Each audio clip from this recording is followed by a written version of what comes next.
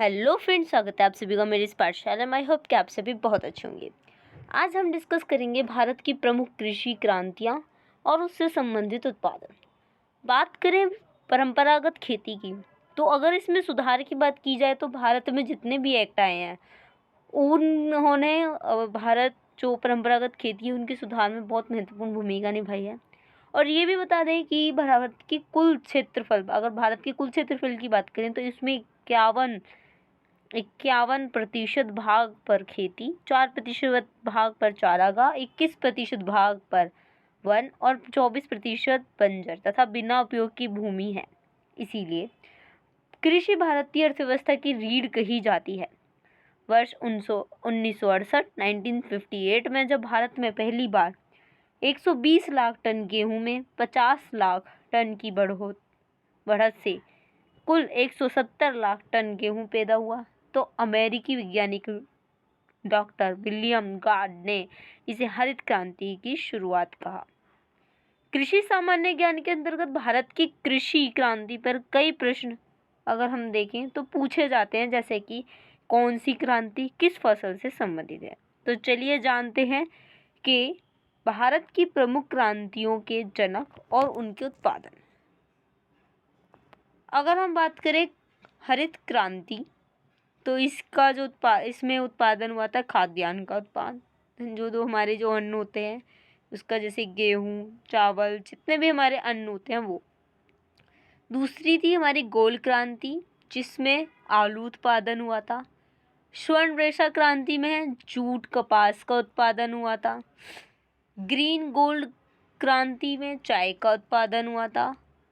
परामनी क्रांति में भिंडी का उत्पादन हुआ था। पीली क्रांति में तिलहन का उत्पादन हुआ था। भूरी क्रांति में उर्वरक उत्पादन हुआ था। मूंग क्रांति में मोटे अनाजों का उत्पादन हुआ था। रजत रेशा क्रांति में कपास का उत्पादन हुआ था। लाल क्रांति में टमाटर और मांस का उत्पादन हुआ था। वाइट गोल्ड क्रांति में कपास उत्पादन से, जिसे हम बोलते हैं तीसरी क्रांति भी बोलते हैं इसे। श्वेत क्रांति में दूध का उत्पादन हुआ था। सदाबहार क्रांति में समग्र कृषि विकास का उत्पादन हुआ था। सनराइज सूर्योदय क्रांति में इलेक्ट्रॉनिक उद्योग का विकास हुआ था। सिल्वर फाइबर क्रांति में कपास का उत्पादन हुआ था। सुनहरी क्रांति में फल का उत्पादन हुआ था। सेफ्रॉन क्रांति में केसर उत्पादन हुआ था। स्लेटी ग्रे क्रांति में उर्वरकों का उत्पादन हुआ था।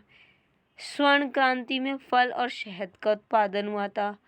रजत क्रांति में अंडा उत्पादन हुआ था। और हरित सोना क्रांति में बांस का उत्पादन हुआ था। बादामी क्रांति में मसाला उत्पादन।